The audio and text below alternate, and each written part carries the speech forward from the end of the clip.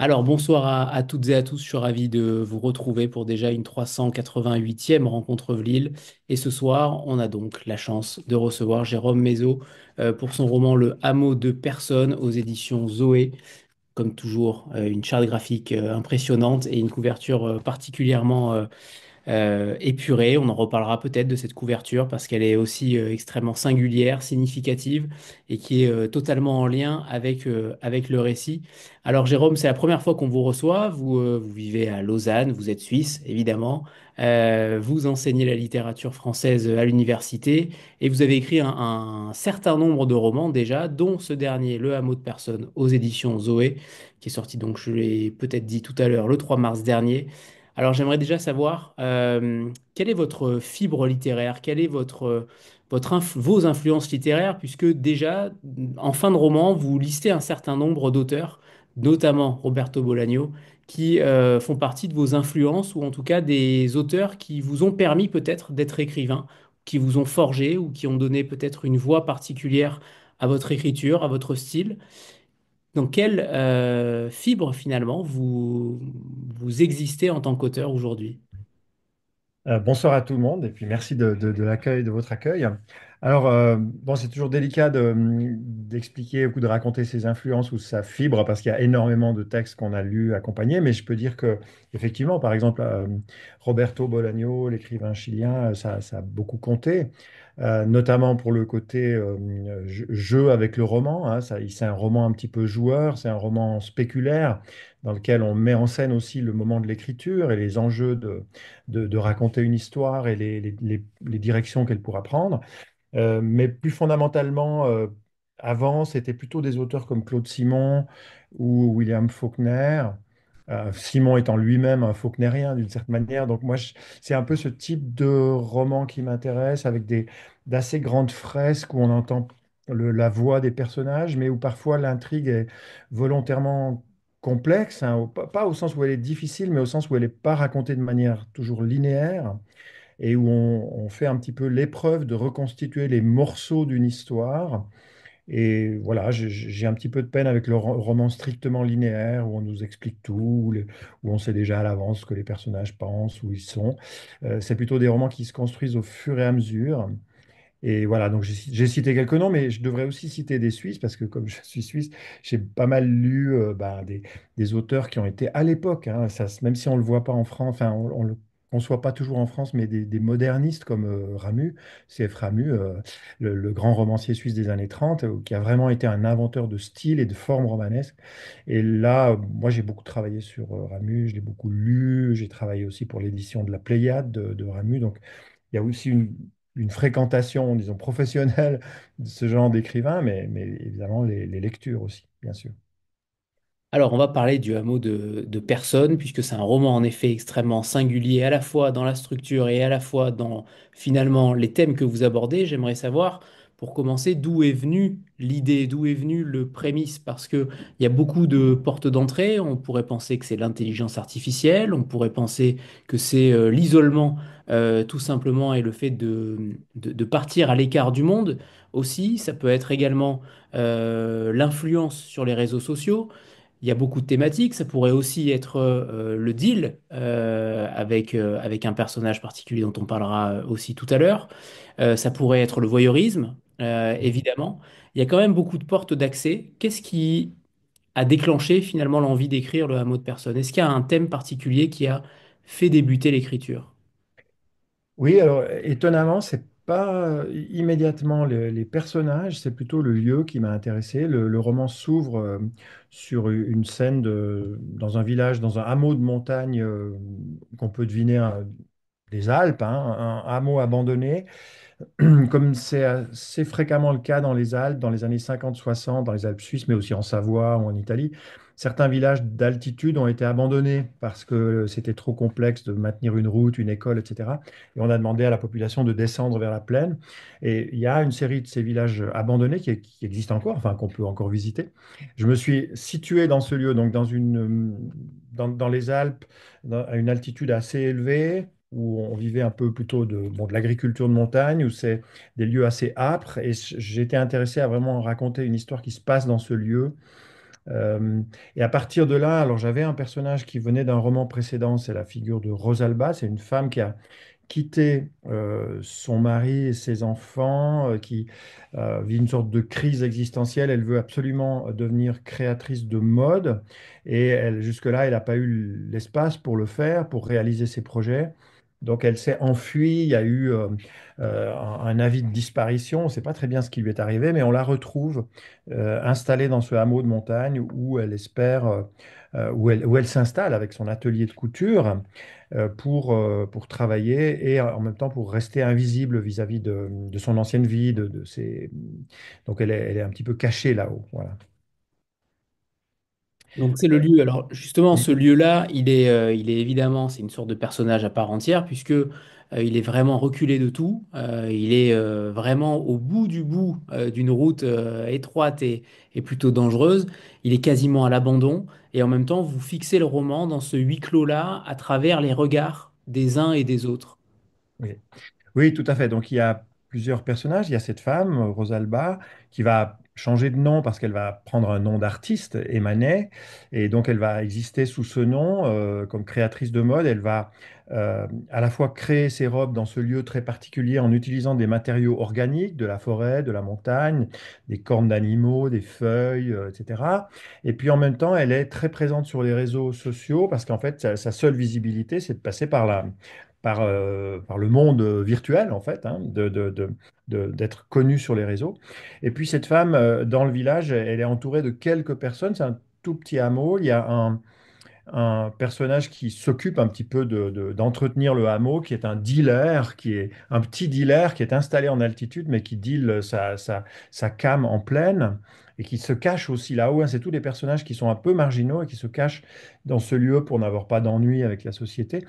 Et puis, il y a un autre personnage qui est en fait un des principaux narrateurs de cette histoire, qui s'appelle Fracas et qui est amoureux de longue date de la styliste, qui depuis des années cherche à attirer son attention ou à la connaître, mais n'ose pas l'approcher. Et en fait, il monte dans ce hameau de montagne pour l'épier d'une certaine manière, hein. C'est un roman d'épiage, il y a un petit côté qui peut être délicat, hein, puisque bon, bah, c'est un personnage qui épie une femme, il n'ose pas s'en approcher, hein, mais il reste à distance, il essaie de comprendre sa vie, d'en apprendre au maximum sur elle, avec l'espoir peut-être de la rencontrer.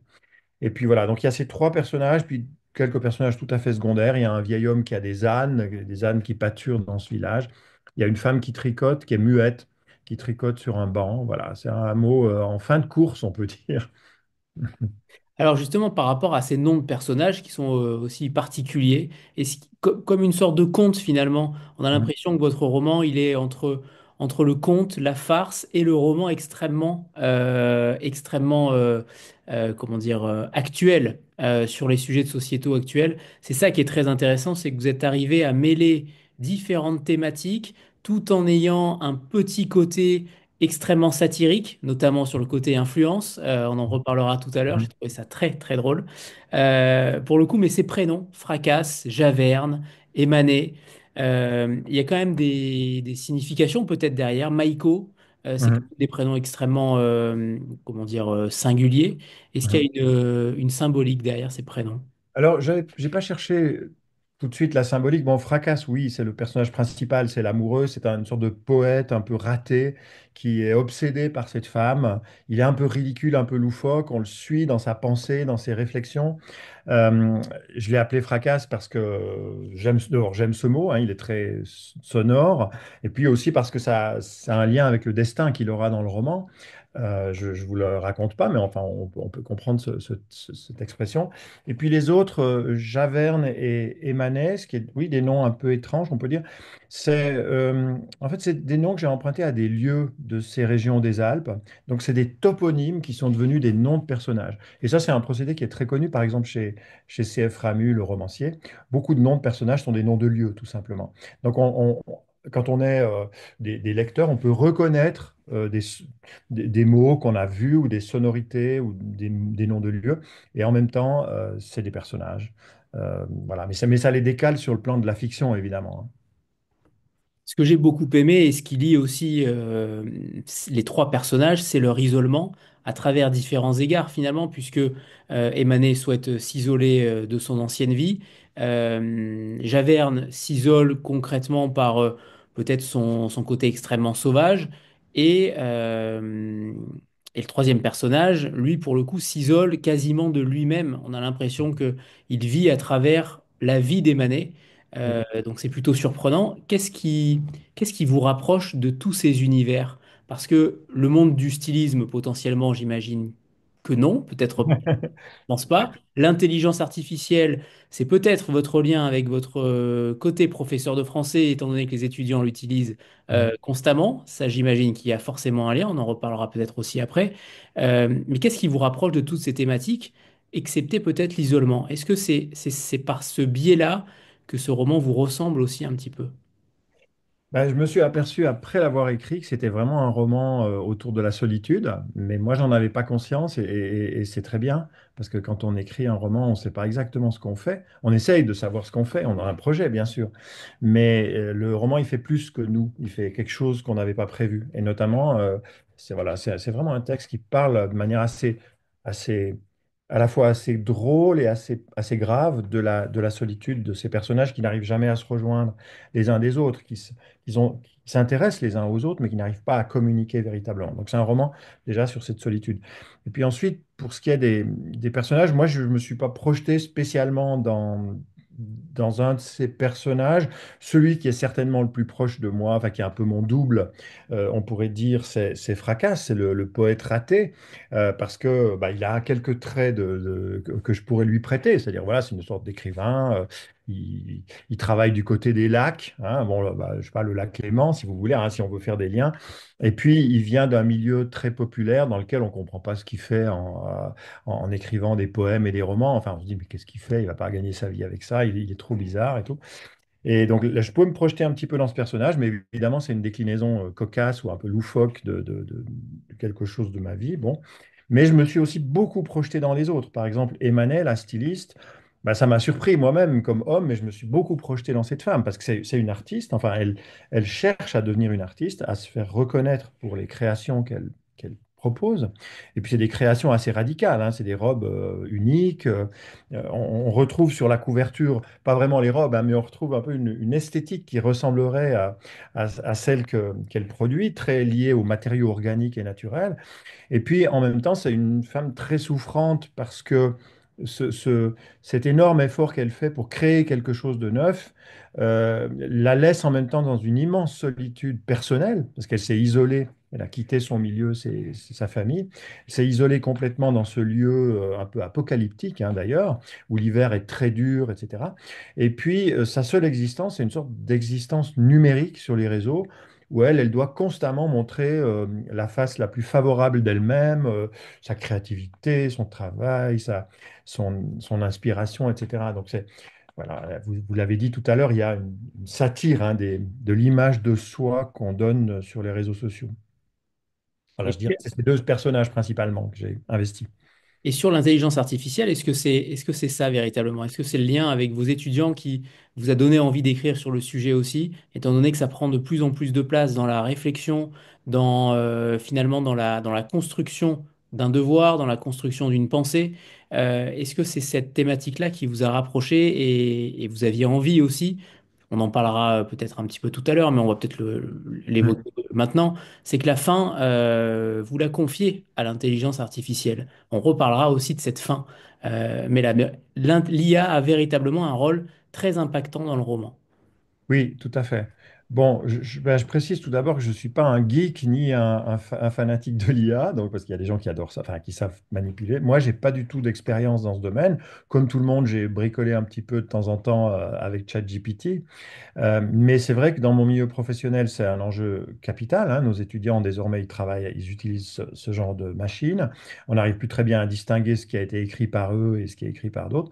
Donc, on a dû introduire un petit peu de nouvelles règles du jeu, vérifier un peu les choses, réfléchir à la façon d'utiliser cette machine, parce qu'on ne peut pas les empêcher de le faire.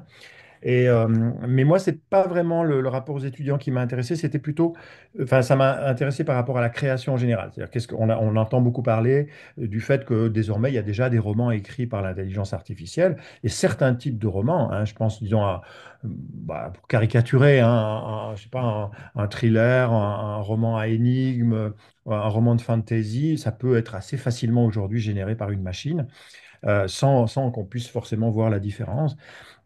Bah, pour un écrivain, c'est un sacré défi de savoir qu'on en est là et que peut-être un jour, c'est les machines qui vont faire les romans.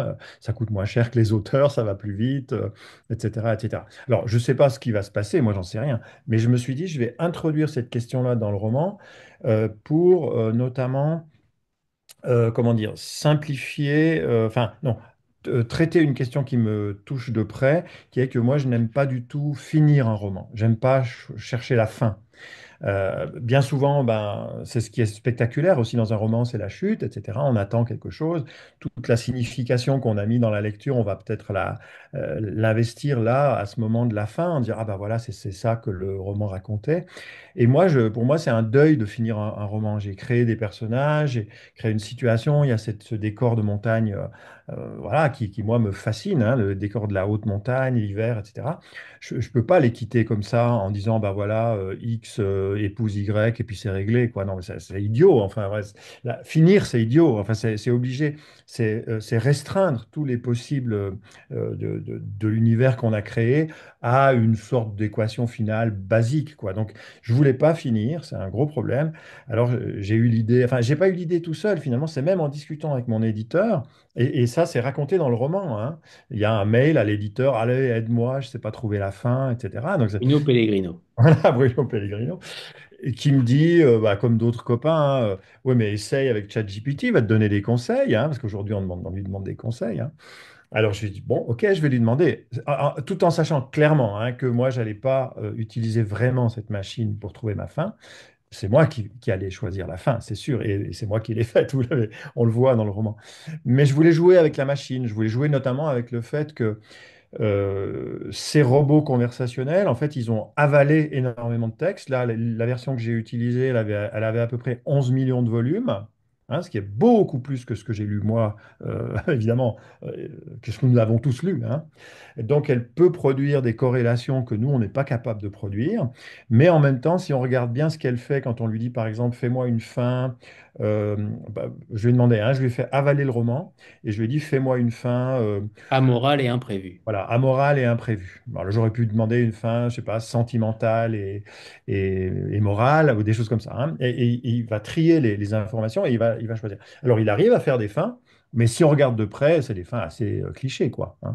Elles sont très prévisibles, très faciles. En fait, il a regroupé tous les clichés possibles qu'on lui a donnés, hein, évidemment. Et peut-être qu'il s'est lié aux questions que je lui ai posées aussi, hein. Donc, c'est pas un plaisir de battre la machine, parce que je sais que ça sert à rien. Enfin, on voit bien aux échecs, aux échecs, on ne bat plus la machine, hein. Non, c'était plutôt l'idée que, comme auteur vivant, je peux encore faire des corrélations, même en ayant moins lu, et des choix qui sortent des sentiers battus que la machine, que les algorithmes vont provoquer. Voilà. Et c'est ça qui est très intéressant parce qu'en effet, si vous aviez véritablement terminé le roman avec une IA, ça n'aurait pas eu le même charme. Forcément, vous êtes clairement en train de jouer avec la machine. Et je vais lire une citation du livre qui m'a intéressé notamment sur cette question de la fin du roman, dont finalement personne ne parle aujourd'hui. Et pourtant, il y a très peu de fins dont on a souvenir aujourd'hui en tant que lecteur. Et je trouve que là, vous tapez juste encore. Alors, je ne sais pas si ce passage est de vous, il n'y a pas de note de bas de page, donc je pense que c'est de vous. C'est celui-ci. Quant au refus d'achever une création, cette tradition remonte à la peinture grecque antique. Selon le célèbre artiste Apelle, dont aucune œuvre n'est parvenue jusqu'à nous, il faut oser retirer assez tôt la main du tableau pour ne pas en gâcher l'intuition première. Le calcul exact de tous les éléments et la prétention à tenir la tonalité sous contrôle risquent d'étouffer l'œuvre. Dans une lettre, Cézanne parle du fini qui plaît aux imbéciles en peinture. L'inachevé donne le sentiment du vivant. Le réel, c'est ce qui dépasse, ce qui renacle, ajoute une source inconnue de moi. Je trouve que vous arrivez à faire une mise en abîme constante avec le lecteur, parce que vous jouez régulièrement avec le lecteur, notamment en note de bas de page, où on ne sait pas finalement qui parle. Est-ce que c'est véritablement Jérôme Mézot? Est-ce que c'est le narrateur? Est-ce que c'est l'auteur? Est-ce que c'est l'homme? Peu importe, au final, qu'est-ce qui vous plaît tant justement avec cette volonté de jouer, de dialoguer avec le lecteur, excepté après en rencontre, en librairie ou ailleurs comme ici? Mais finalement, c'est aussi une question de solitude. C'est un métier extrêmement solitaire. Est-ce que ça vous permet aussi d'établir le dialogue aussi avec les lecteurs? Est-ce que c'est nécessaire pour vous? Oui, en tout cas, quand j'écris, je pense beaucoup à mes futurs lecteurs. Non pas que je m'adapte à leur goût, mais je pense qu'écrire, c'est vraiment un acte de communication et on peut jouer un petit peu dans cette communication. Alors moi, j'essaie de jouer avec les attentes plutôt du roman et c'est vrai que ça, c'est un choix hein, tout à fait personnel. C'est que je j'aime pas les romans où on m'explique tout, où un narrateur omniscient me dit, voilà, X aime Y, X pense ceci, Y pense cela. Puis alors c'est très confortable hein, parce qu'on suit, puis on a quelqu'un qui nous donne toutes les indications et l'histoire avance et tout est globalement à peu près prévisible puisqu'on sait ce qu'il y a dans la tête des personnages, on sait ce qu'ils aiment pas. Et là, moi, cette structure de récit me plaît pas parce que moi, je m'ennuie dans un récit comme ça. Et il faut avouer qu'il y en a des milliers de récits comme ça, des millions. Donc, qu'est-ce qu'on peut faire pour faire différemment sans ennuyer les gens, hein? Alors, moi, la solution que j'ai proposée, c'est d'ailleurs, je suis pas l'inventeur de la solution, hein, c'est Faulkner plutôt, c'est le roman choral, c'est-à-dire un roman dans lequel chaque chapitre est raconté par un personnage différent et qui a une voix différente, un langage différent, et qui raconte le monde de son point de vue, hein. Là, le monde qui est raconté, c'est ce village, c'est les interactions entre ces gens, c'est ce que fait la styliste, ce que fait son amoureux, etc., enfin son épieur, hein. Et on a que le point de vue de chaque personnage, mais chaque personnage n'a qu'un point de vue, c'est-à-dire qu'il ne voit pas la totalité du monde autour de lui, il ne voit que le monde depuis son point de vue. Et donc, le croisement de tous ces points de vue, quand vous, comme lecteur ou comme lectrice, vous êtes en position d'avoir tous les points de vue devant vous. Et là, vous voyez apparaître des choses qui n'apparaissent pas quand les personnages parlent seuls, hein. Donc c'est ce croisement. Mais pour moi, le grand mystère de la réalité qu'on vit dans le monde, c'est qu'on on n'a pas un accès total au monde. On a un accès qui est limité à notre subjectivité. Et quand on entend les autres qui parlent du monde autour de nous, on se dit, ah tiens, il voit ça comme ça, il sent ça comme ça, il comprend ça comme ça. Ah bon, moi, j'avais pas vu, ou bien, ah ben ça, c'est pas vrai, ou etc. Et pour moi, c'est ça qui m'intéresse dans le réel que je partage avec les autres, avec les lecteurs, c'est d'entendre la voix des autres aussi. Alors, c'est sûr que comme écrivain, on est seul, et puis tout à coup, on impose sa voix. Alors ça, c'est vrai, il faut pas se le cacher. Ben, quand on fait un roman, on impose sa voix. Donc il y a quand même un auteur autoritaire derrière qui manipule qui tire les ficelles, hein. Mais cet auteur, alors moi je l'ai aussi réduit, cet auteur, à un personnage extrêmement effacé derrière le texte, qui apparaît uniquement dans les notes de bas de page. Alors je sais qu'il ne faut pas mettre des notes de bas de page dans les romans parce que c'est ennuyeux, ça, on dirait que c'est une thèse universitaire, mais j'ai mis très très peu de notes de bas de page et on a beaucoup discuté avec mon éditrice chez Zoé pour ne pas surcharger le texte. Il ne faut pas que ces notes se voient, enfin elles se voient à peine, disons. Mais si vous entrez dans la note, tout à coup vous avez une petite voix qui vous parle, c'est l'auteur. Alors oui, l'auteur c'est moi, mais c'est une figure de l'auteur qui dit, bah écoutez, voilà, moi je suis embarrassé, là je sais pas comment continuer, ou bien là il y a un personnage qui est en train de prendre le contrôle, il commence à dire des trucs que j'avais pas prévus. Et par exemple, Javerne, le petit dealer, hein, qui est un personnage assez fort de ce roman quand même, enfin pour moi il est fort parce il s'est développé sans que je prévoie vraiment qu'il prenne autant de place.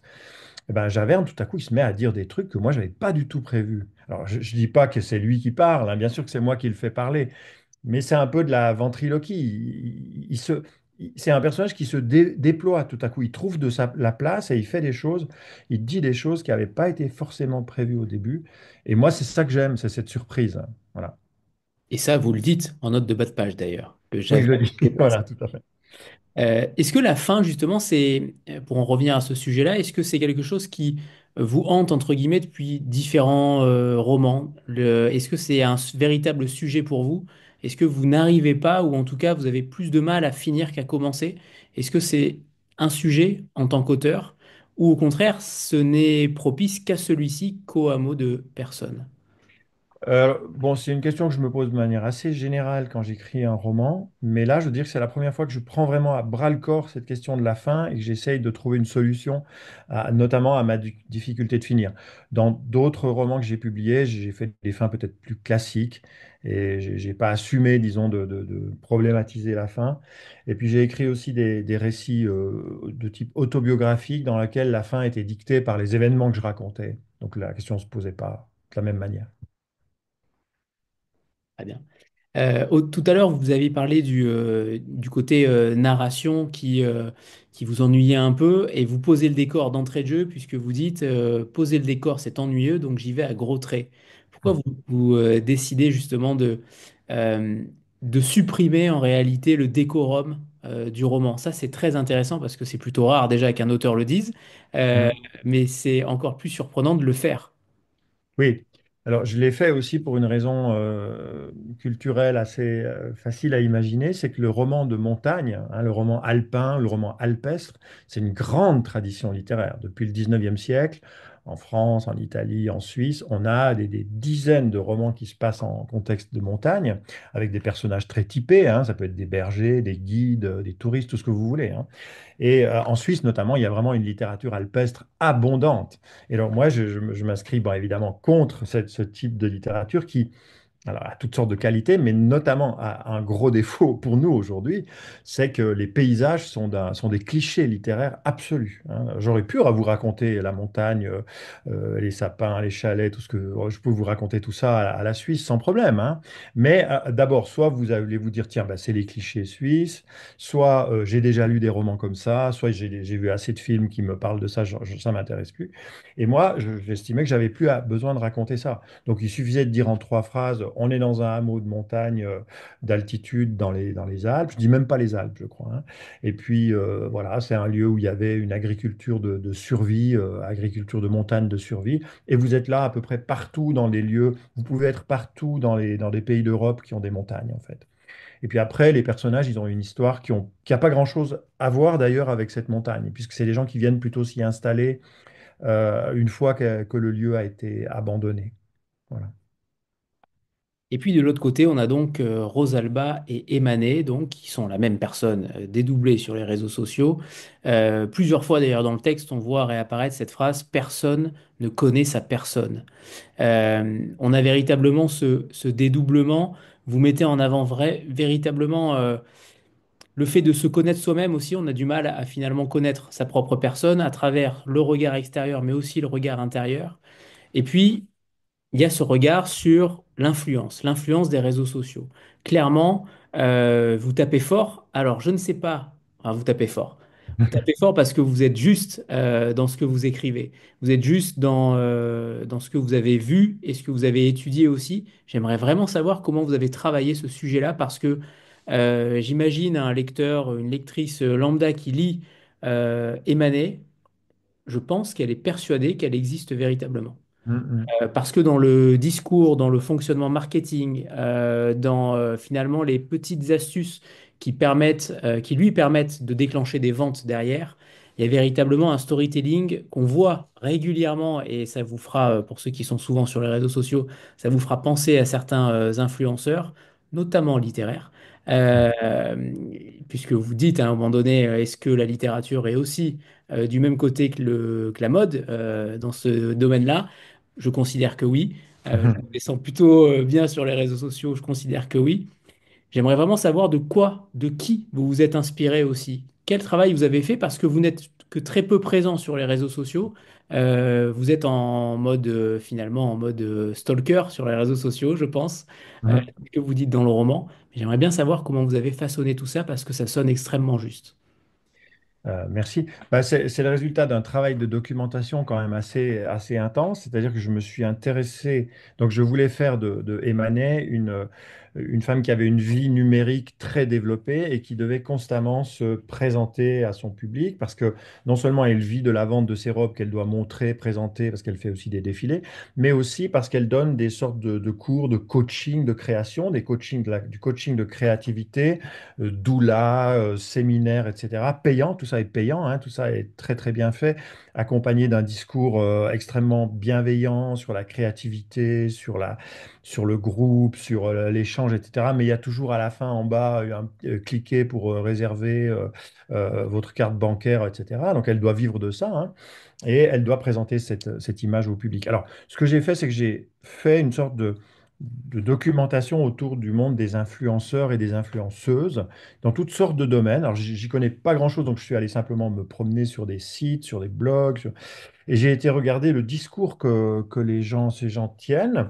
Et voilà, c'est un discours professionnel, hein, de présentation de soi, présentation de son travail. Il y a un discours sur la créativité. Il y a quelque chose qui vient du développement personnel, beaucoup, hein. C'est-à-dire, ouais, il y a des gens qui proposent, c'est pas, du chamanisme créatif, des séances d'hypnose en ligne. Enfin, on peut trouver tout ce qu'on veut aujourd'hui, hein, de ce genre de domaine. Et puis, j'ai un petit peu forcé le trait pour en faire quelque chose d'un petit peu plus satirique.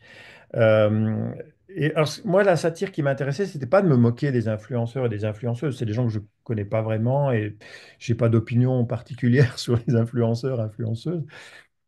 Mais ce qui m'intéressait, c'est la contrainte pour un artiste qui travaille avec les réseaux sociaux de constamment devoir montrer la partie émergée, la plus optimiste et la plus belle de sa personne, alors même que derrière, dans l'espace privé, dans la solitude de la création, il y a parfois des gros doutes, des problèmes, des difficultés personnelles, psychologiques, économiques, tout ce qu'on veut. Et on le voit bien du côté des Manet, hein. Mais elle doit cacher tout ça, hein, pour ne pas casser son image, comme on dit. Et moi, je trouve que cette contrainte qui pèse sur les artistes, ou que les artistes acceptent parfois de vivre.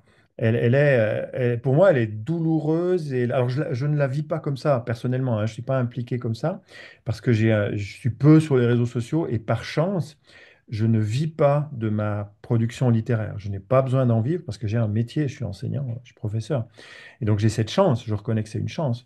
Mais quelqu'un qui devrait vivre entièrement de sa plume et, par exemple, se produire constamment sur des réseaux en donnant des séminaires, etc., ben, il est pris dans cette contrainte d'image qui, pour moi, est quelque chose de très inquiétant. Voilà. Mais ça, c'est un jugement personnel, hein. Je trouve que ce rapt d'image est un truc voilà, dangereux, délicat.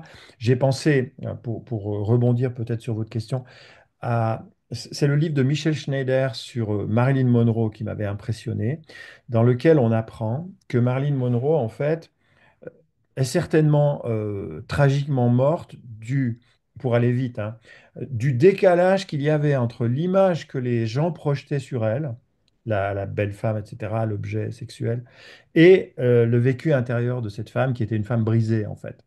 Et Marilyn Monroe, l'image de Marilyn Monroe publique ne correspond en rien à ce qu'elle était comme femme. Et Michel Schneider dit que justement, elle s'est en quelque sorte dissociée jusqu'au suicide, hein. Et pour moi, c'était un peu ça le modèle derrière. Voilà. Ah ben, je ne l'avais pas vu en effet ainsi parce que vous parlez aussi de Karine Marjorie, cette influenceuse qui s'est créée un double à travers une IA pour pouvoir répondre à tous ses followers, puisque ça arrivait entre, je crois que 100 000 et 500 000 messages par jour, ce qui paraît quand même assez fou. Elle a monétisé tout cela ensuite, hein, elle s'en est quand même apparemment très bien sortie. Mm.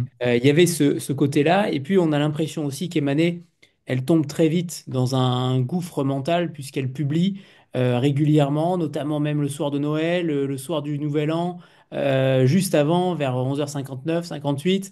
Enfin, il y a véritablement je ne sais pas si c'est une maladie, mais en tout cas, il y a un véritable virus Mm. en ce sens, et je trouve que vous le mettez véritablement très bien en avant par rapport à cela. Justement, par rapport à ce côté destructeur, alors il n'est pas véritablement destructeur, puisque le roman ne le rend pas destructeur, mais il y a un malaise. Il y a clairement un malaise aussi à travers ça, parce qu'elle découvre l'intérêt de l'IA aussi. Mm. Vous la faites découvrir cette intelligence artificielle qui lui fait miroiter aussi beaucoup de choses, notamment monétaires. Oui, donc elle s'y intéresse, elle la pratique, elle utilise des logiciels qui lui permettent de créer des robes, donc d'augmenter sa production, mais aussi sa créativité. Donc elle cherche dans le robot, dans l'intelligence artificielle, des capacités à créer de nouvelles formes qui n'avaient pas été prévues jusque-là dans la mode. Alors elle est tentée de le faire avec cette machine plutôt que de le faire. Elle le fait aussi par elle-même, hein, mais elle est tentée de le faire avec la machine. Bon, pour moi, Emanet, c'est une figure d'artiste, donc ça pourrait être une figure d'écrivain. C'est un peu une transposition. C'est qu'est-ce qu'on fait par soi-même avec les limites psychiques qu'on a, les lectures qu'on a, l'imaginaire qu'on a, la subjectivité restreinte qu'on a. Et qu'est-ce qu'on confie éventuellement à des prothèses extérieures qui seraient les machines, qui effectivement, et c'est quand même un des grands enjeux de l'IA, euh, sont capables de manipuler des sommes d'informations inédites, hein, qu'aucun cerveau humain n'a pu manipuler. Donc là, il y a bien quelque chose d'extraordinaire qui a lieu. Et moi, dans le roman, j'essaye de ne pas prendre immédiatement un point de vue technophobe ou technophile. J'essaie de voir qu'est-ce qui est en train de se passer avec ces machines et dont on ne mesure pas encore les conséquences, hein. Mm. Et ça m'a fait aussi beaucoup penser à cette, vous parlez des artistes à l'instant, finalement aux auteurs auto-édités qui doivent faire leur propre promotion, ou aux auteurs même dans des maisons d'édition qui finalement prennent le rôle quasiment des attachés de presse. On le voit de plus en plus, beaucoup d'écrivains de plus en plus mettent en avant leur propre image et font la promotion de leur propre livre, ce qui, ce qui n'était pas le cas avant finalement. Il y a eu un travers là aussi grâce aux réseaux sociaux ou à cause des réseaux sociaux. Oui, alors ça, c'est un phénomène qui m'a beaucoup intéressé dans mon travail universitaire. J'ai fait un livre là-dessus qui s'appelle Faire l'auteur en régime néolibéral et qui est un essai qui essaie de décrire les nouvelles contraintes qui pèsent sur l'image des auteurs qui doivent se vendre en public, se présenter en public, montrer leur visage, montrer leur corps à toutes sortes d'occasions, rencontrer les gens physiquement, etc., être disponible en termes d'image. Et ben, c'est ce on est en train de faire ici aussi, hein, finalement. C'est quelque chose que ne faisaient pas peut-être les auteurs d'il y a 30 ou 40 ans. Ben, ils allaient éventuellement à une émission de radio, de télévision. Voilà. Donc ça, c'est l'évolution ben, technologique, médiatique. Il y a pas, moi, j'ai pas de jugement sur cette évolution. C'est juste que j'essaie de comprendre ce que ça signifie lorsque on ne peut plus lire un livre sans avoir une image de l'autrice ou de l'auteur qui se superpose immédiatement à la lecture qu'on fait et voir, même dans la plupart des cas, connaître d'abord le visage de l'autrice ou de l'auteur, son discours, etc., avant d'aller au livre et de découvrir l'univers qu'il a créé. Alors, ça peut être intéressant, ça peut être un complément d'information, ça peut guider la lecture, ça peut aussi détourner complètement du texte, de ce rapport un peu intime qu'on a avec un texte, en l'absence de l'auteur, parce que finalement, le livre, l'objet livre, cette chose imprimée qu'on prend dans la poche, c'est quelque chose in absentia, c'est en l'absence. Il peut se consommer dans l'absence de celui qui a écrit, et c'est pour ça qu'on peut lire les livres des morts et qui sont parfaitement présents quand on les lit. Moi, je suis fasciné par cette présence des absents dans le livre. Voilà. Umberto Eco disait que le livre n'est pas un produit, mais une présence. Pour le Mm. coup, il a raison. C'est Oui. pour ça que je n'ai pas lu tous les livres de ma bibliothèque derrière. Euh, Tout à l'heure, on a parlé du mode et de la structure narrative du texte. Il y a beaucoup de choses finalement parce que vous faites interagir des poèmes avec un journal, avec un journal finalement numérique. Il y a peut-être une opposition, une dualité entre journal numérique et journal d'écrivain, journal papier. Pour le coup, Fracas écrit avec sa plume, Emanet écrit avec ses doigts sur son clavier. Il y a véritablement aussi cette dualité-là qui transpose clairement la différence peut-être d'âge. On n'a pas trop d'informations sur l'âge des personnages, donc on imagine à peu près une quarantaine d'années, une cinquantaine d'années peut-être pour Fracas, et peut-être un petit peu plus jeune pour Emanet. Mm. Mais vous vouliez aussi montrer cette dualité-là de narration, de style narratif, parce que finalement, Emanet, je trouve qu'elle écrit quand même plutôt bien, mine de rien, sur les réseaux sociaux. Oui. Oui, c'est vrai que les deux personnages, Fracas, c'est un peu un poète à l'ancienne, quoi. Il écrit dans des carnets, il aime écrire dans la nature, voilà, il a tout ça dans son sac, il écrit dehors, etc. Il a toujours un petit volume de Wittgenstein dans le sac pour se remettre en selle, parce que lui, avec Wittgenstein, il fait des mots croisés, quoi. Il ne fait pas un usage philosophique de Wittgenstein.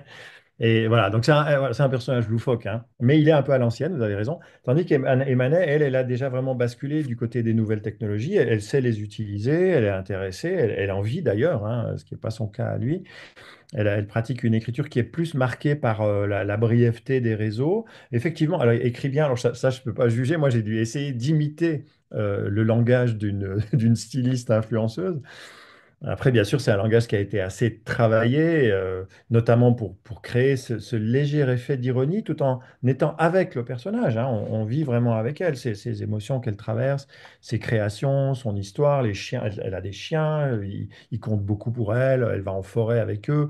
Il y a des loups dans cette région, il faut faire très attention. Elle aimerait rencontrer le loup, elle aimerait le voir, mais enfin, etc. Tous les personnages.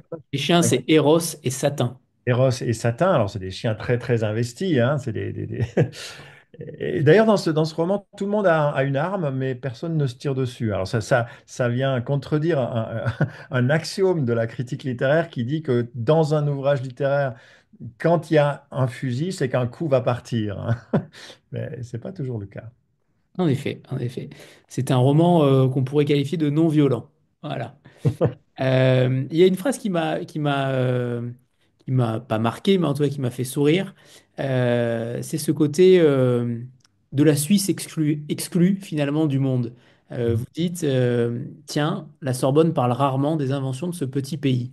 À Paris, quand on évoque la Suisse, les gens sont aussi surpris que si on parlait de Saturne.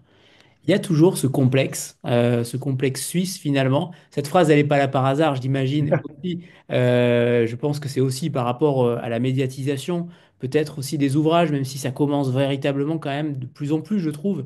La Mhm. littérature suisse prend de plus en plus de place dans le visage médiatique, notamment grâce aux éditions Zoé, en grande partie, clairement. Mais est-ce qu'il y a toujours ce petit complexe en tant que Suisse?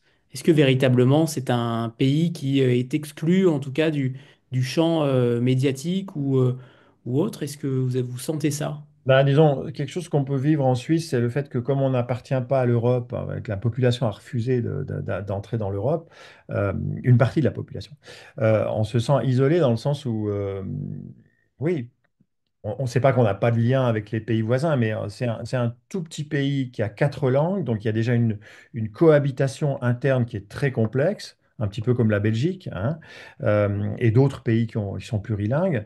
C'est pas une structure centrale, centralisée, donc c'est plutôt un assemblage de petites régions, et il y a quelque chose lié à la structure fédérale, de très régional en Suisse, hein, où on est replié sur des petites régions. Et les liens avec les grandes nations voisines sont un petit peu compliqués culturellement. Alors nous, par exemple, en Suisse francophone, dans la partie francophone à l'est du pays, on est très lié à la France. On regarde les mêmes chaînes de télévision que les Français, on lit des journaux français aussi, etc. Donc on a une sorte de double culture. On a une culture suisse et une culture française pour la culture en général, hein. Oui, alors moi je sens fortement la coupure entre la Suisse et la France, par exemple. Alors on le sent dans le fait que nos ouvrages, les ouvrages suisses circulent en France un petit peu moins facilement, évidemment, parce qu'il faut les exporter. En plus, c'est des ouvrages qui sont plus chers parce que voilà, le coût de la vie est plus élevé en Suisse. Bon, ça, c'est d'autres détails. Mais on est aussi un petit peu à l'extérieur de la vie culturelle française. On est un peu comme des spectateurs de la vie française. Et on la suit de près, hein, mais sans pouvoir intervenir. Donc voilà. Oui, je pense que ce complexe, il reste assez fort. Et il est le même, je pense, dans la Suisse italophone, dans la Suisse germanophone ou dans la Suisse ladine, dans la Suisse du romanche, du romanche, proche de l'Autriche, où c'est des toutes petites entités qui ont des relations complexes avec le voisin. Ouais. Et puis le roman, il est aussi un petit peu, pas nostalgique, mais en tout cas, il y a une petite musique qui tourne, notamment sur cette phrase, Il reste quoi de toute une saison si on prend la peine d'y penser? Il y a ce côté fugacité des instants, fugacité des moments qu'on passe et qui permet finalement de aussi faire une. Alors là, on est dans le chapitre avec Javerne qui est peut-être sous substance hein, pour le coup, alors on ne sait pas trop. Mais lui aussi, par exemple, ne publie pas grand-chose sur les réseaux sociaux. C'est lui qui se définit en tant qu'invisible. Il dit qu'il a un monde à lui et ça lui suffit. Et là, peut-être on peut vous retrouver aussi derrière cela, c'est possible. J'ai l'impression que vous vous êtes immiscé dans chacun de vos personnages. Est-ce qu'il y a véritablement ce côté ce côté nostalgique ou en tout cas lancinant, quasiment musical, mais musical sur une musique extrêmement douce, lente. Je trouve que vous arrivez à véritablement écrire sur un temps lent sans jamais nous perdre, avec toujours ce petit twist d'action. Est-ce que vous Mhm. avez joué sur le rythme? Comment? J'aimerais bien savoir comment vous avez joué sur le rythme de ce roman. Bon, ce que je reconnais dans ce que vous dites, c'est très juste. Pour moi, c'est un peu de la mélancolie. C'est un roman un peu mélancolique. Et la mélancolie est un sentiment qui peut être très agréable, hein. C'est la saudade des Brésiliens, c'est-à-dire cette sorte de sentiment à la fois triste et joyeux, de sentir le temps qui passe, de sentir que les choses disparaissent, qu'il faut essayer de les savourer, mais qu'on les perd à chaque instant. Ça, je donne vraiment, j'essaie vraiment de faire sentir ça dans les personnages du roman. D'ailleurs, la fin, hein, même sans spoiler la fin, c'est les paroles du personnage qui s'envolent comme des graines dans le vent, quoi, et on ne sait pas où elles vont aller, mais c'est comme des graines, elles peuvent peut-être pousser quelque part ailleurs. Donc oui, il y a ce côté mélancolie. Après, en termes de rythme, je voulais qu'il y ait à chaque fois des scènes de montagne. Par exemple dans la neige, où le temps est comme arrêté, hein, parce que bah, quand il y a énormément de neige, on ne sort plus, on ne peut plus rien faire, il faut attendre que ça passe, hein. Et notamment dans ces villages de montagne où c'était très connu, les gens, quand il y avait un mort en hiver, on l'enterrait dans la neige, quoi, parce qu'on ne pouvait pas creuser. Donc il était enterré dans la neige, puis au printemps, bah, on allait l'enterrer au cimetière, quoi. Donc voilà, il y a quelque chose comme ça d'un monde très ancien qu'on entend dans ce livre, le monde de l'agriculture de montagne alpine très très ancienne, le monde du pastoralisme, etc., qui a existé bah, partout, hein, dans les vallées italiennes, dans les vallées savoyardes et en Suisse, en Autriche, etc. Et d'un autre côté, le super rythme de la technique, donc les posts Facebook tous les jours, toutes les minutes, etc., le temps lent et le temps rapide. Mm. Est-ce que vous pourriez, Jérôme, nous lire un extrait, le premier extrait que vous avez choisi ce soir? Oui, alors avec plaisir, je vous lis bon, brièvement la première page, peut-être, comme ça on a un petit peu l'entrée dans le récit, et puis après je peux lire un autre extrait plus tard, enfin vous me direz, hein. Alors, la première page, donc c'est un chapitre qui est dit par Fracasse. Alors le chapitre commence par le nom du personnage et on comprend assez vite que c'est lui qui parle et tous les chapitres commenceront par le nom du personnage qui parle. Donc ici c'est Fracasse. Imagine les plus beaux jours de septembre, les arbres encore verts, la chaleur humide, la lumière déclinante, provocante, qui te fiche le cafard d'un coup. C'est Javerne qui m'a raconté ça une fois qu'on s'est croisés en ville. Il a commencé par planter le décor lentement avant d'en venir à ce qu'il avait remarqué. Ce jour-là, il fendait son bois en lisière de forêt. La hache déposée, il a soufflé un peu et buvait au goulot quand un taxi s'est arrêté devant une bâtisse à louer. On avait masqué l'enseigne jaune sur la voiture. Le chauffeur a sorti d'énormes valises et deux chiens ont jailli du coffre, aussitôt alertés, enivrés par l'odeur des bêtes sauvages. Une femme en jeans et bottines, portant un sac à dos d'alpiniste, a claqué la portière. Quel curieux équipement! Elle a traîné les bagages et s'est engouffrée dans la maison avec les chiens, après avoir longtemps fouillé la serrure. La voiture s'est éloignée en marche arrière et personne n'a été vu jusqu'au lendemain. Pas une lumière. Le soir, Javerne espérait discerner des mouvements dans la maison, au moins une bougie allumée. Rien. Lui, Javerne, le petit revendeur de poudre et d'herbes qui deal en plaine et stocke en altitude. Il a eu ce flair-là, sauf qu'il n'a pas reconnu tout de suite Rosalba. Elle avait énormément changé. Rosalba qui m'obsédait depuis l'adolescence, mais n'avait jamais eu pour moi un seul regard. Elle avait fondé une famille, vécu dans l'aisance. Un jour, sa vie avait volé en éclats, elle s'était enfuie sans laisser d'adresse. Rosalba, sur laquelle je menais en vain depuis 2 ans ma petite enquête. Impossible de supporter l'absence de cette femme qui ne m'avait jamais aimé. Et c'est ce lieu ingrat qu'elle avait choisi pour recommencer à vivre. Voilà. Merci, Jérôme. Alors, on va prendre une petite photo de groupe. Voilà, préparez-vous. 3, 2, 1. Et c'est bon, parfait. Euh, à un moment donné, vous dites, vous écrivez, en tout cas c'est Javerne qui écrit, alors finalement ça fait beaucoup de phrases de Javerne qui semblent peut-être de vous. C'est celle-ci: l'espèce humaine est peut-être la plus bizarre de toutes. Elle a perdu le sens de ses limites. Euh, Quel regard vous avez justement sur l'humanité, sur l'espèce qu'on est en train de former? Est-ce qu'elle a véritablement perdu le sens de ses limites? Bon, là, c'est une question morale et politique et je me sens mal à l'aise pour prendre. Enfin, je peux vous donner mon avis, mais je trouve que c'est pas parce que je suis écrivain que j'ai un avis plus intéressant que quelqu'un d'autre là-dessus. Donc voilà, c'est important de le dire comme ça. Après, bien sûr, comme citoyen, j'ai un avis là-dessus, bien sûr. Et cet avis transparaît certainement dans le roman. Oui, ben, dans ce roman, il y a aussi une grande inquiétude pour l'état de la planète, quoi, de l'environnement. Bon, c'est pas nouveau, hein, c'est pas original, mais c'est une inquiétude réelle qui est très très forte dans les jeunes générations et qui est déjà forte dans ma génération et qui est forte pour moi comme personne, parce que je vis dans les Alpes aussi et que je vois les dégâts du réchauffement climatique qui sont très importants. Il y a des vallées entières qui sont en train d'être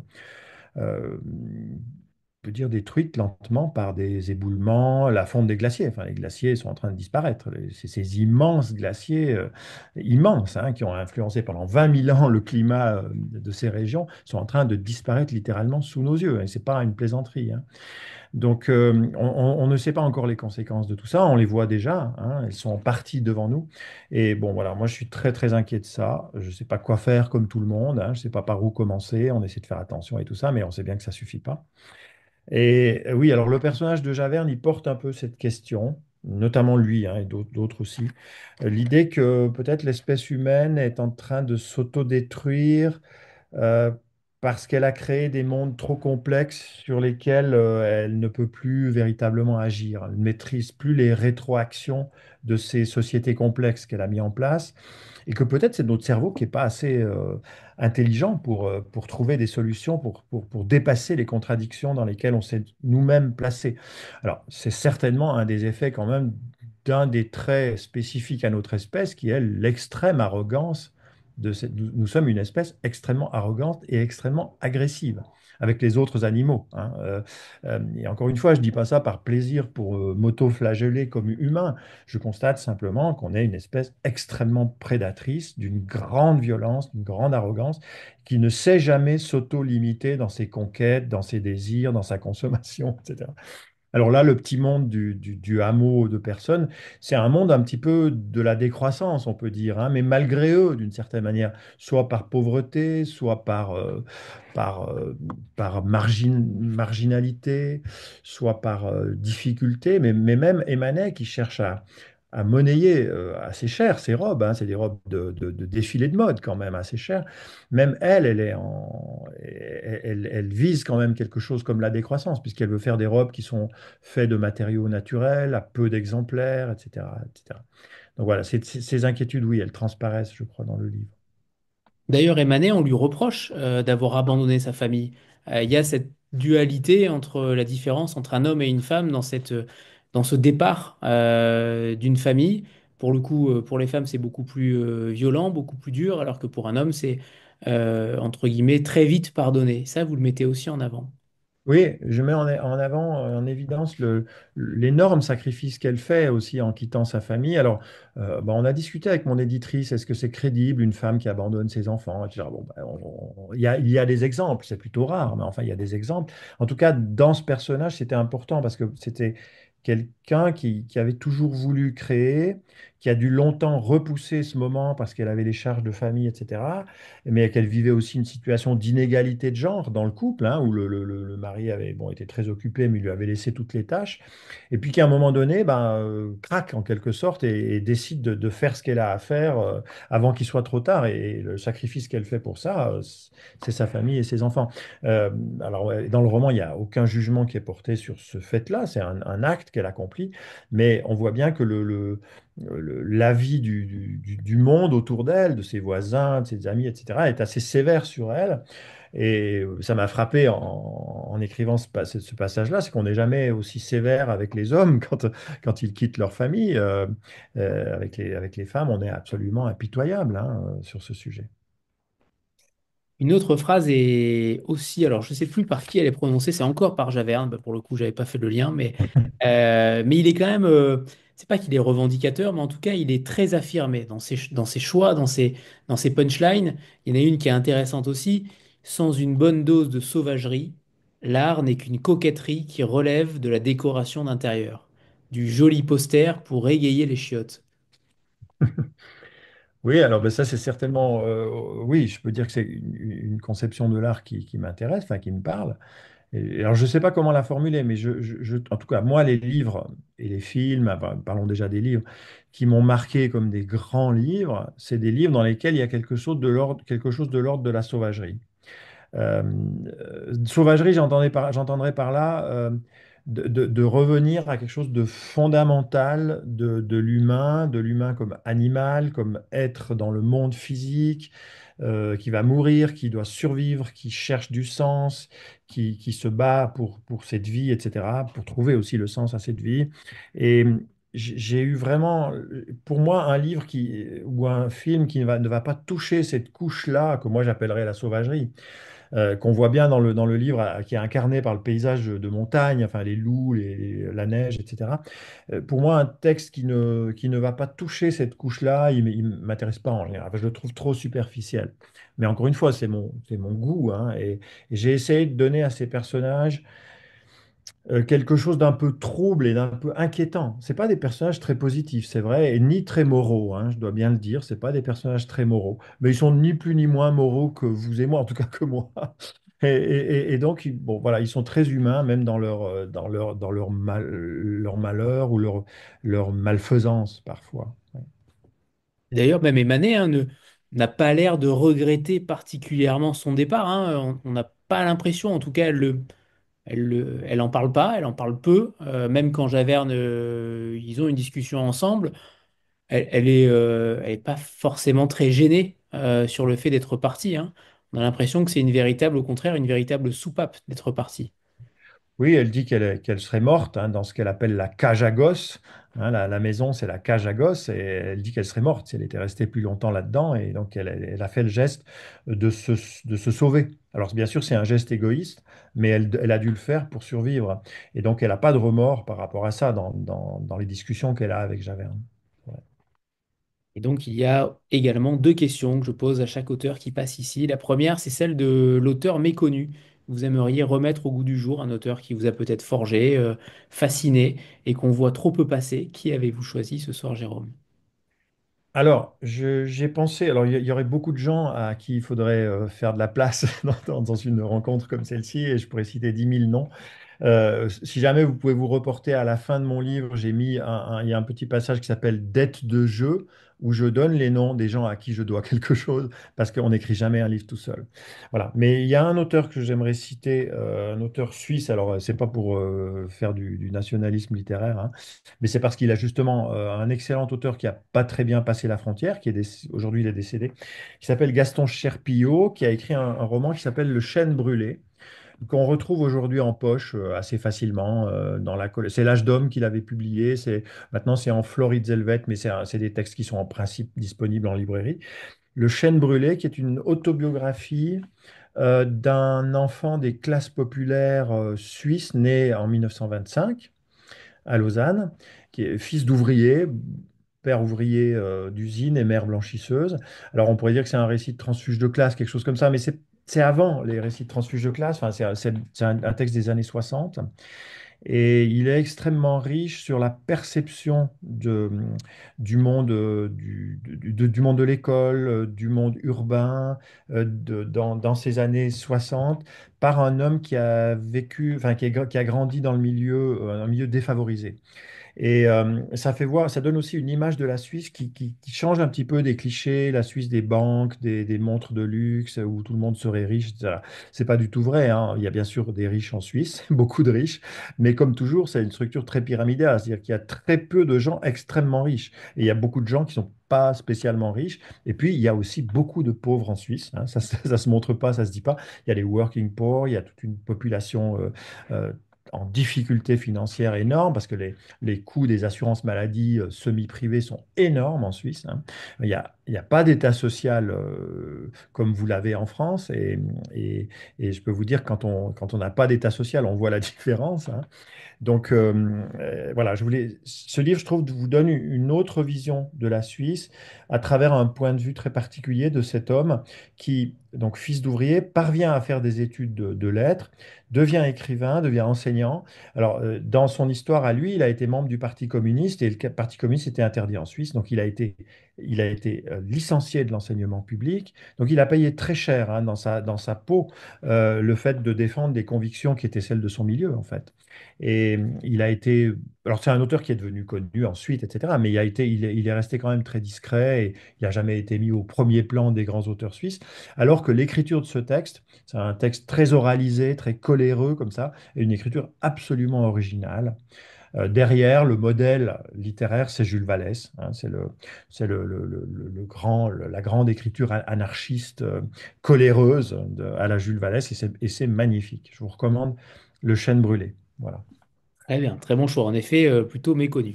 Tout à l'heure, on parlait de la couverture et c'est vrai qu'elle interpelle vraiment parce qu'on voit le côté à la fois floral, végétal de la construction des robes et en même temps, moi j'ai vu quelque chose de très animal.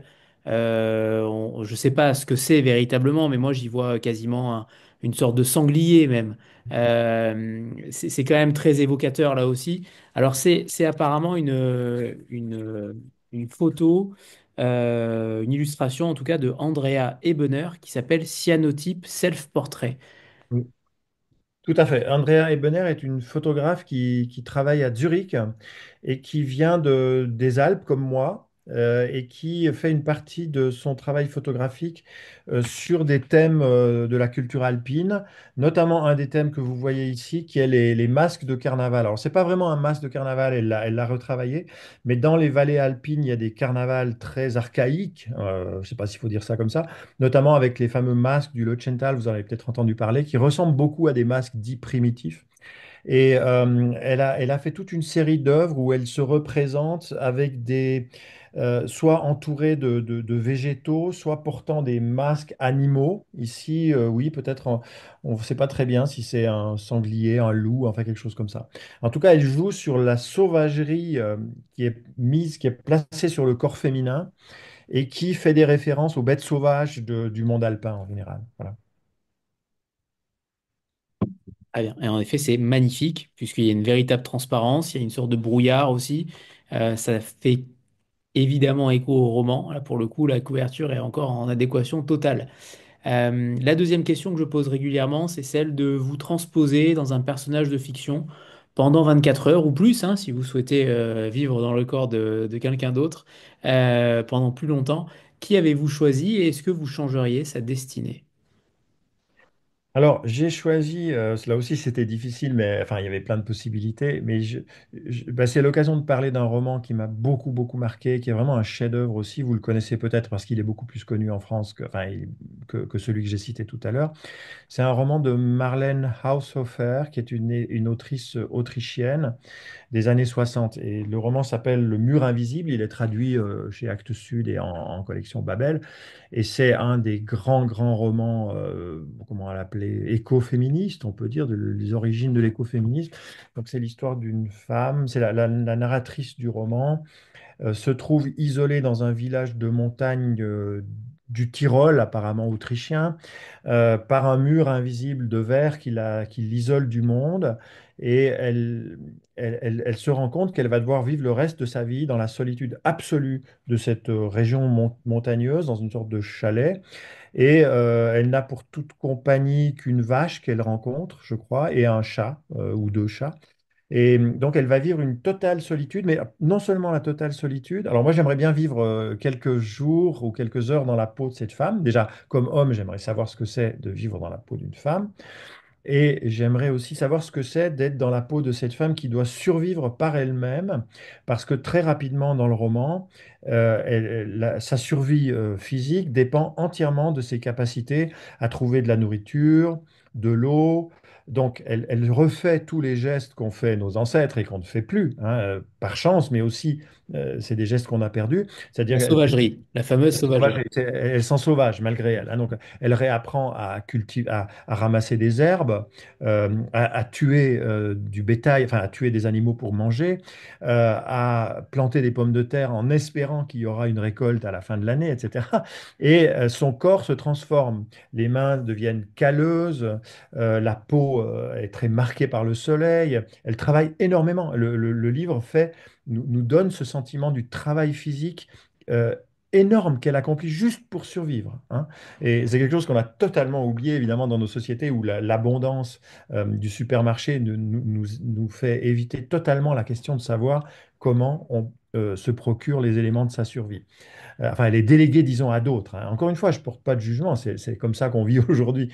Mais j'aimerais beaucoup vivre quelques jours dans la peau de cette femme parce qu'elle fait aussi une expérience philosophique extraordinaire de la solitude, de la survie, de la capacité de son corps et de son envie de vivre. Elle découvre en elle une envie de vivre euh, irrationnelle, accompagnée aussi beaucoup de moments très durs, hein, bien sûr. Mais c'est un personnage vraiment exceptionnel. Voilà. Est-ce que l'être humain serait capable de faire ça? Est-ce que aujourd'hui, on prenait n'importe quel individu entre 15 et 35 ans, 40 ans peut-être, parce que c'est souvent ces générations-là qui sont quand même happées par les réseaux sociaux et autres et par le confort aussi. Est-ce que véritablement on en serait capable? C'est une immense question, hein. S'il y avait un effondrement technologique, hein, comme certains craignent qu'il puisse arriver, un effondrement des chaînes alimentaires, des chaînes de transmission, etc.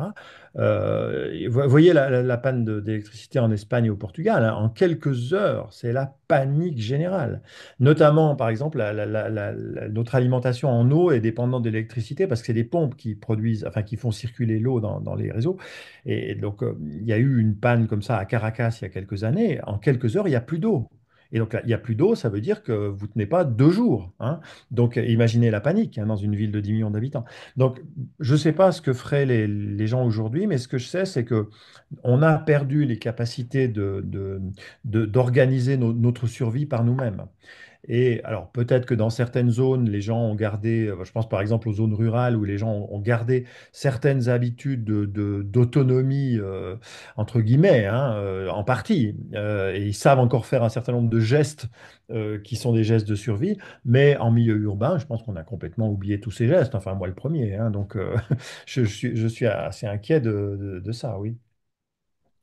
Et puis on n'a pas tant parlé de ça finalement que l'histoire entre ces deux personnages où il y a véritablement, tout à l'heure vous parliez d'épiage, de voyeurisme. Moi j'aurais plus parlé peut-être de voyeurisme parce qu'il y a Mhm. véritablement un personnage qui regarde la vie avec une caméra. Finalement il y a quand même là aussi un regard aussi numérique puisqu'il repasse les bandes le soir venu. C'est quand même plutôt glauque, extrêmement malsain, mais c'est atténué aussi par ses sentiments, c'est atténué par sa sensibilité, alors on va pas l'excuser, hein, mais c'est délicat. Je trouve que vous jouez vraiment sur la limite extrêmement fine entre un côté extrêmement introverti de ce personnage qui n'arrive pas à franchir le pas, qui a du mal à franchir le pas de dialoguer avec une femme, et notamment avec elle, et qui du coup se retranche derrière cette caméra, se retranche derrière ce côté voyeur.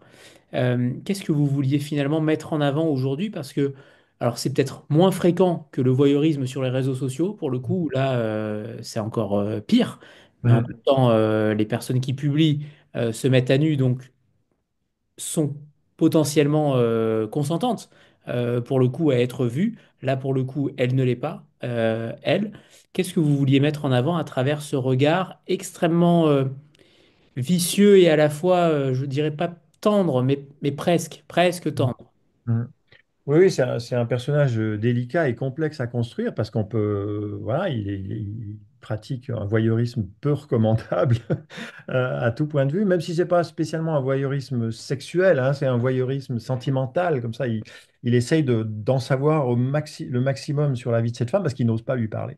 Il Alors moi, dépose un poème, par exemple, il dépose des voilà, fleurs. Oui. il lui offre des poèmes qu'il pose sur la fenêtre, etc.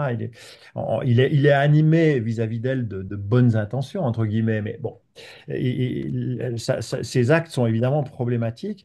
Alors moi, je l'ai créé parce que comme elle devait constamment se montrer physiquement et qu'elle était sous le regard des autres, qu'elle vivait sous le regard des autres, j'ai voulu créer en face d'elle un personnage qui était aussi un personnage du regard, mais d'un regard plus voilà, moins public, moins professionnel, ce regard plus intime c'est quand même de la sentimentalité, c'est-à-dire qu'il l'aime sincèrement, il aimerait lui parler, il aimerait lui plaire, mais il ne sait pas absolument pas comment le faire. Et donc il est un peu comme un gamin, en fait, il est un peu réduit à des stratégies pauvres, pathétiques. C'est aussi une sorte de poète qui est toujours dans son imaginaire et en fait qui ne, est en guerre avec le réel. Enfin, le réel, c'est ce qui fait mal, quoi. Donc lui, il préfère être un peu dans les bouquins, les machins, sa rêverie. Javert le dit, c'est un type un peu inoffensif, loufoque, bizarre, un peu infantile, voilà. Quelque chose comme ça. Donc à la fois, on peut le critiquer, on peut se dire, tiens, il est bizarre, puis en même temps, on peut pas le détester entièrement, j'ai l'impression, hein. C'est au lecteur de décider. Oui, et par rapport à ça, il y a un passage aussi intéressant sur la question du couple, parce que finalement, Javerne et lui refusent le couple, ou en tout cas s'extrait de cela. Alors, il est un peu véhément finalement ce passage, je vais le lire. Les femmes veulent quelque chose de vous. Elles vous obligent à faire l'adulte, à prendre des responsabilités. Elles vous jugent là-dessus, pour leur plaire, et il faut jouer le jeu de la société. Quand je dis ça, Fracasse s'énerve. Les femmes, ça n'existe pas, c'est une généralité. Chaque femme est différente, tu sais bien. D'accord. Il y a des exceptions, mais bien souvent, elles tirent les hommes de leurs rêves de gosse. Elles peuvent dire Non, pardon. On peut dire qu'elles vous font avancer, oui. Mais alors fini l'âge tendre, le temps de jeu, le seul, où la vie, et pas un fardeau incompréhensible. Paraît que c'est dans la nature, qu'à travers l'attirance physique, l'espèce s'arrange pour se reproduire, malgré tous les obstacles. C'est le prix à payer, on doit se sacrifier pour les suivants. Entrer dans le moule. J'ai pas vu beaucoup de femmes qui renonçaient à ça. Là-dessus, Fracas n'est pas d'accord non plus. Il les idéalise, les nanas. Il préfère les suivre de loin. Le revers de la médaille, il veut pas le voir. C'est un passage intéressant aussi parce que on voit tout à l'heure, vous parliez du côté enfantin de ces deux, finalement, de ces deux hommes, mais on a l'impression qu'ils n'arrivent pas à évoluer en tant qu'adultes. Absolument. Et je dois dire que j'y ai pas vraiment réfléchi à ça enfin, je savais pas en écrivant qu'ils allaient être comme ça, mais je reconnais que ces deux hommes qui ont des traits un peu infantiles, de refuser le réel, de refuser l'engagement, de refuser la société en général, hein. Ils sont les deux marginalisés par leur choix. Et en même temps, ils se donnent une liberté de vivre dans des lieux différents, de ne pas accepter les rythmes sociaux, notamment les rythmes du travail, etc., des ambitions, etc. Donc, ils ont aussi, c'est aussi des personnages qui sont dotés d'une certaine liberté de pensée. Donc, j'étais très curieux de les suivre juste dans les conséquences de leur choix. Voilà. Eh bien, on va conclure cette rencontre avec le second extrait que vous avez choisi, Jérôme. Avec plaisir. Alors, je reste dans le début du roman. euh, Parce que sinon on ne comprendrait pas forcément tous les éléments. Donc c'est aussi la scène d'exposition du lieu, hein, où on voit apparaître Rosalba. Et c'est toujours Fracasse qui parle, c'est le chapitre 3. Poser le décor, c'est ennuyeux, donc j'y vais à gros traits. De toute façon, la réalité est inaccessible, chacun se la fabrique. L'essentiel tient dans le film intérieur. Nous y voilà. Rosalba va surgir dans un endroit qui ressemble à un chalet vieillot, un hameau de montagne posé sur le versant nord, une fontaine près de l'ancienne école qui abrite aussi la chapelle. Autour, une forêt humide de sapins et au-delà, des éboulis couverts de mousse, un peu d'herbe maigre. C'est là qu'elle vit désormais. Personne ne connaît sa personne, Rosalba. La voilà, elle sort de son lit, elle déborde, toujours là où on ne l'attend pas. Elle passe le seuil de sa chambre pour rejoindre la douche. Les pièces, tout en boiserie, regorgent de tissus. Une mosaïque de couleurs, un mannequin d'essayage, des pelotes d'aiguilles. Rosalba, altière, indifférente. Elle ne se voit pas agir. Et c'est ainsi qu'elle est superbe, sans conteste, loin de tout regard. Elle a 40 ans bien sonnés, un mari sommaire laissé derrière elle, les gosses en pleine dans une villa tapageuse, une haie de cyprès, piscine, bagnole aux couleurs vives. Les gens lui reprochent bien sûr d'avoir abandonné ses enfants. On dit toujours ça aux femmes. Quand les hommes partent, eux, on les plaint de voir moins souvent leur progéniture. 40 ans, avec ceux qui restent devant, et pour la première fois, sa vie portée à l'incandescence. Personne ne connaît sa personne, Rosalba. À l'époque de sa disparition, la police avait diffusé un signalement. Tout le monde causait, tout le monde s'en mêlait, ça s'est mis à proliférer. Ce qu'elle pouvait bien foutre, et où, avec qui, est-ce que les deux mômes lui manquaient, si elle avait emporté du fric, si elle était seulement encore vivante. Le clan du mari l'avait peut-être coulé dans le béton. Laissons-les jaser, ça mange pas de pain. Grande gigue mal assurée, poulain instable, statue aux très longs cils. Rosalba rend les mecs nerveux ou sentimentaux, c'est la même chose. Proie des hommes sans rien y comprendre. Je redis ton nom, Rosalba, mais il s'effiloche, et je n'ai plus de toi qu'une image floue. Tes beaux pieds écrasent l'herbe d'une autre prairie. Personne ne connaît ta personne. Eh bien, merci, Jérôme. Et je ne peux que vous conseiller Le Hameau de Personne aux éditions Zoé. J'ai adoré ce roman parce que ça fait longtemps que j'avais pas lu quelque chose d'aussi original, singulier, très bien écrit, ça c'est évident. Mais pour le coup, vous créez une véritable brèche aussi, je trouve, dans le champ romanesque aujourd'hui. On lit souvent beaucoup de choses identiques, ou en tout cas avec différentes thématiques identiques. Là, je trouve que vous avez vraiment créé quelque chose de neuf, de rafraîchissant, et en même temps d'extrêmement intelligent, notamment sur les thématiques qu'on a abordées ce soir. Donc merci, Jérôme. Et on embrasse évidemment les éditions Zoé, Caroline Couteau et Christelle Robert. Et merci à vous, Anthony, pour avoir si finement lu le texte, hein. C'est vraiment un bonheur. Merci. C'était un plaisir. Merci beaucoup, Jérôme. Très belle soirée à tout le monde. Au revoir, merci. Au revoir.